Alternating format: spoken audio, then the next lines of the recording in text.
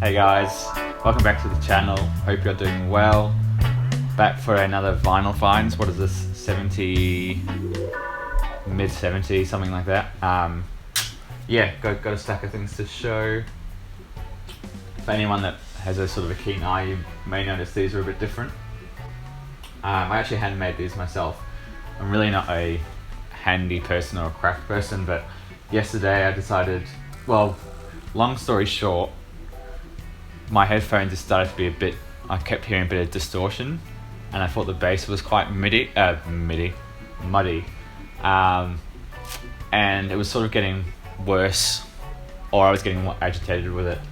I wanted to try and fix it and see what I could do to improve the sound a fair bit. So I did a lot of researching on the internet, and as you know, on the internet there's like 20 different opinions on 20 different things, so it's really hard to gauge how to improve it.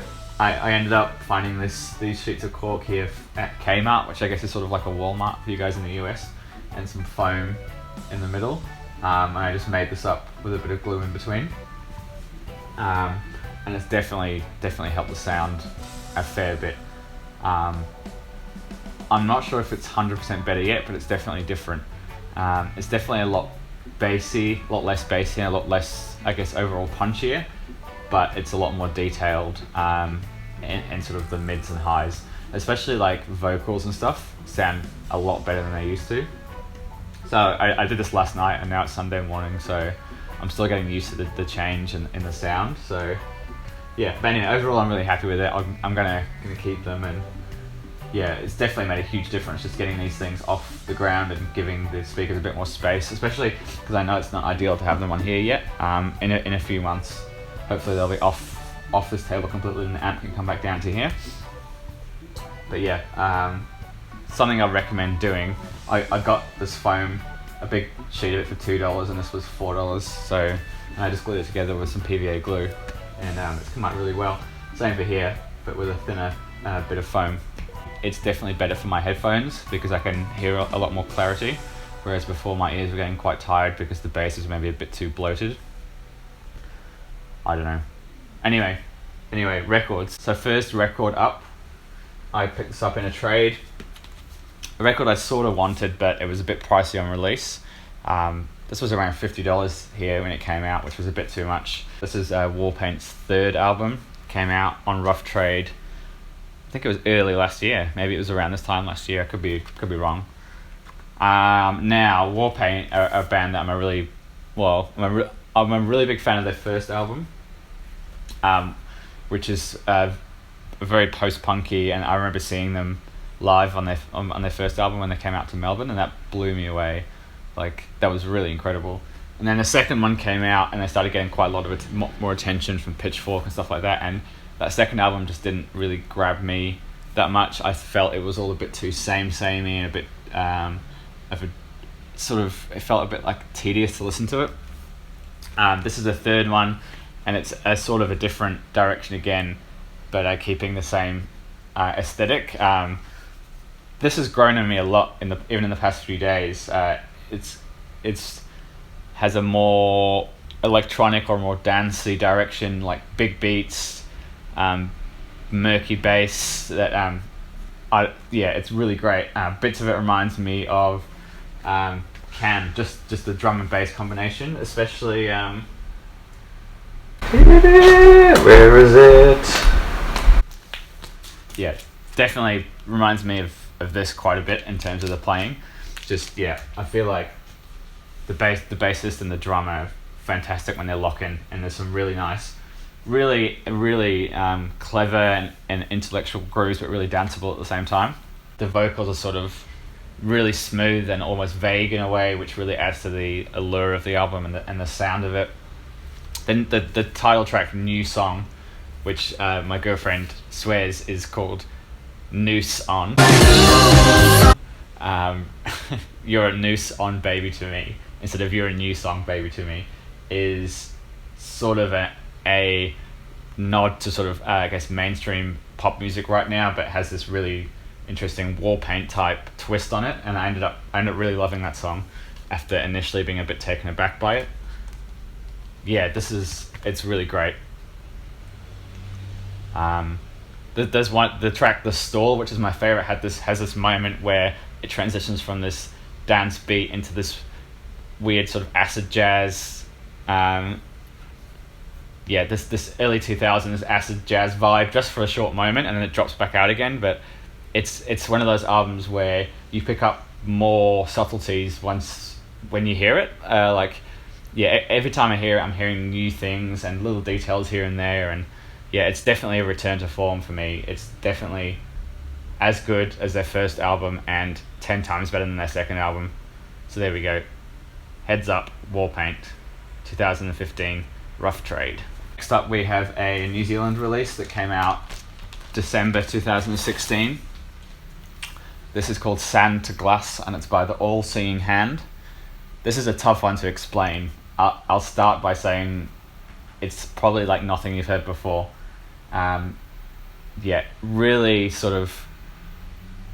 I'll tell you the instruments that are on here. So it's a 3-piece. One of them plays the throat, synthesizers, jaw harp, and does something like Tofshaw, which I'm not sure what that is.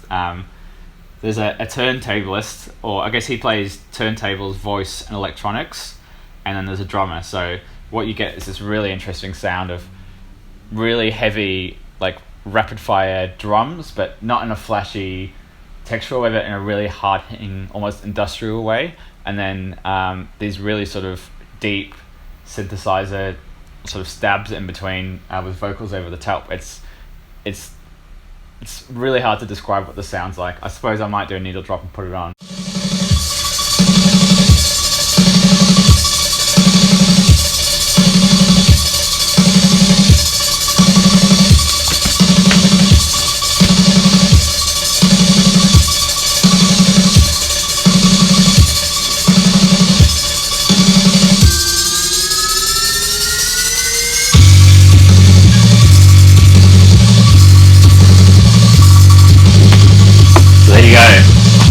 Sort of gives you an idea how great this band is.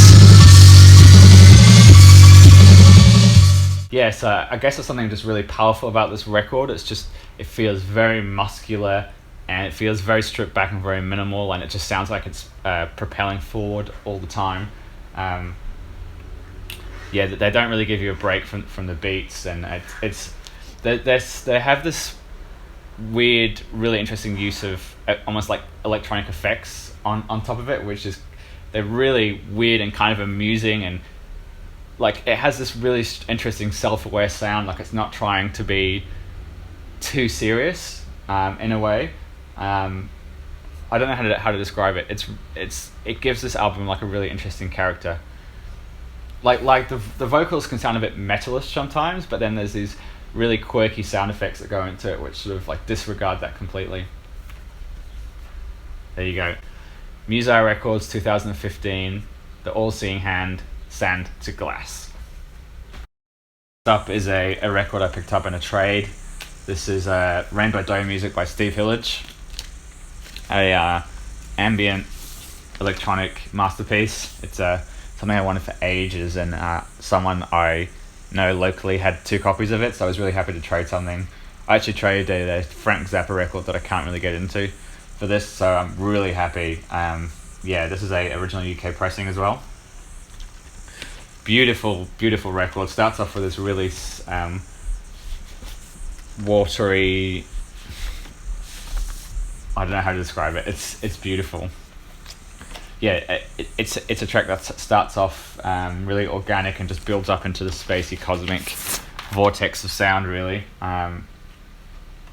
Brilliant. Quite different from his other material. Like if you're familiar with Fish Rising and Green, this is definitely a more ambient record for sure. There's bits of guitar in it too, but it's mainly Fender Rhodes, ARP synthesizer and stuff like that.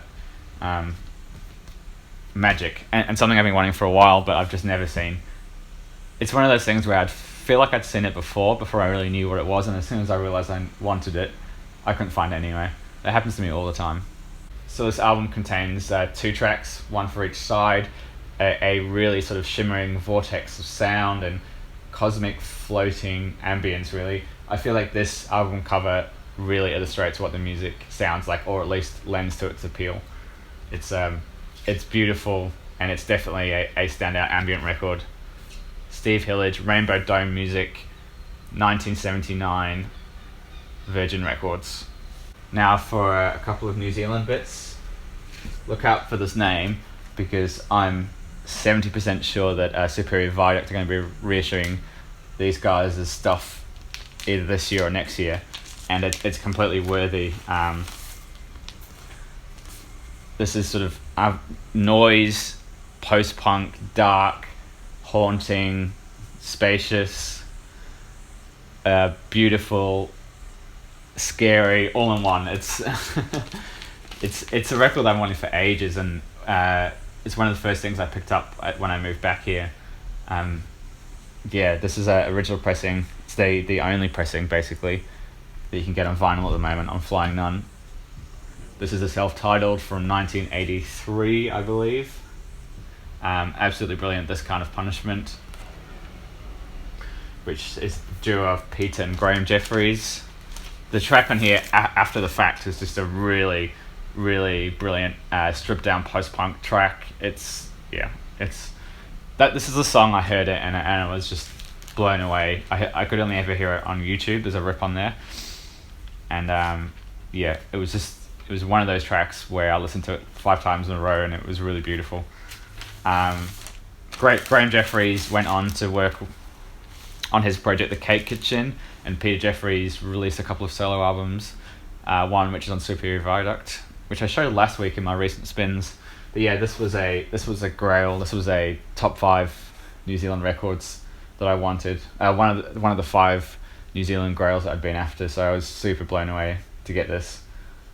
Yeah, look at that cover as well. Just I don't know. I'm trying to compare it to something like This Heat, Deceit, something like that. It's just I feel like, I don't know. It's really great, and it should be widely well known. And I can understand why someone like Superior Viaduct would want to put this out. Very sparse, very haunting. Lots of space, and it gives the impression that the vocals are really close up to you, and nothing's overplayed. It's really great. It's very interesting. Some songs are sort of political. I feel like it could only come out of New Zealand. Really, it's that unique. Really great. Africa Brazil, a record you want to put on when you want to start a party, when it's summertime. It's really great. It just makes you want to move, and makes you want to smile, and it's everything you want for a feel-good record. V2 favourite, especially since Fred spread the word on George Ben. This is Africa Brazil, as you can see by the cover. This is a Japanese pressing which has a slightly alternate cover. Excellent MB Brazilian popular music, but this has a really soul, jazz and funk twist to it. Highly recommended. I do prefer Força Bruta slightly more, just because it has a more intimate sound. It's a lot more gorgeous. I guess intimate is the way to describe it, where this has a bit more of a bigger band, bit more of a carnival atmosphere, a bit of orchestration and stuff like that. I mean, it's amazing, but I feel like I do prefer Força Bruta. But yeah, this is brilliant. This is a completely Japanese pressing, so there's actually nothing English on here at all. Like, sometimes they have the English and the Japanese, so yeah, I got this off eBay. Sort of a big time want lister. Africa Brazil, George Ben Phillips, 1977. Okay, last record on the list. I was really inspired by the Gimme 10 80s thread going around, and I really got into the Clash and the Specials and a bit of reggae, so I picked up this record here, Hands with Evolution by Steel Pulse. Really great reggae record. The thing that got me about this, it stood out more than other reggae records, is the percussion on it, and the layers in it, and I don't know, it's really easy to digest and understand, and it sounds really great. Hands with Evolution, the title track, is really stunning, and I really love this artwork here. It's brilliant. Yeah, so as a few people called it, the best reggae band out of Birmingham. Yeah, really great. I might pick up a couple more by these guys. I think their second album is really good as well. Anyway, I wish I could be more descriptive. So yeah, this is a great example of late 70s UK reggae. I suppose it's a political record, and as I imagine, Handsworth is referring to a suburb or a council flats out of Birmingham. I'm not sure, but that's what I get out of this. Just a really great. It's a good starting record for reggae because there's a lot of guitars and backing vocals and interesting percussion to get your ears. Like it's not flat out reggae. It is flat out reggae, but it's got things over the top of it that you can listen to, and yeah, do you know what I mean? Like it's not just straight up reggae. There's quite a lot going on, but with a really nice. I think what I was trying to say at this point in the video was that it's quite catchy for a reggae record. It has sort of choruses and repetitive phrases, and it's quite easy to remember, I guess. A lot of reggae sort of drifts by, and it's more about a feeling and stuff like that, where this more focuses on songs and topics. And that's about everything. That's a few more to show you. I've still got some more to get through, so I've got plenty of content for my channel, I suppose. Yeah, thanks for watching, and I'll see you all soon.